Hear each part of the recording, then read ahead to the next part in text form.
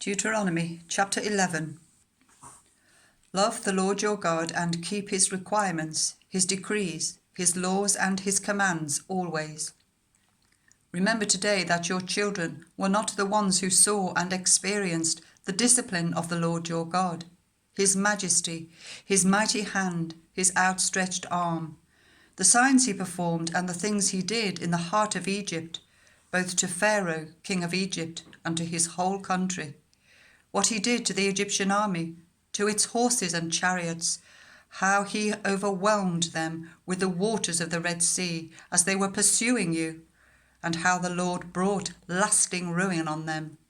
It was not your children who saw what he did for you in the wilderness until you arrived at this place, and what he did to Dathan and Abiram, sons of Eliab the Reubenite, when the earth opened its mouth right in the middle of all Israel, and swallowed them up with their households, their tents, and every living thing that belonged to them. But it was your own eyes that saw all these great things the Lord has done. Observe, therefore, all the commands I am giving you today, so that you may have the strength to go in and take over the land that you are crossing the Jordan to possess, and so that you may live long in the land that the Lord swore to your ancestors to give to them and their descendants, a land flowing with milk and honey. The land you are entering to take over is not like the land of Egypt, from which you have come, where you planted your seed and irrigated it by foot as in a vegetable garden. But the land you are crossing the Jordan to take possession of is a land of mountains and valleys that drinks rain from heaven. It is a land the Lord your God cares for. The eyes of the Lord your God are continually on it, from the beginning of the year to its end. So if you faithfully obey the commands I am giving you today, to love the Lord your God, and to serve him with all your heart and with all your soul, then I will send rain on your land in its season, both autumn and spring rains, so that you may gather in your corn, new wine, and olive oil. I will provide grass in the fields for your cattle, and you will eat and be satisfied. Be careful, or you will be enticed to turn away and worship other gods and bow down to them. Then the Lord's anger will burn against you, and he will shut the heavens so that it will not rain, and the ground will yield no produce, and you will soon perish from the good land the Lord is giving you. Fix these words of mine in your hearts and minds. Tie them as symbols on your hands and bind them on your foreheads.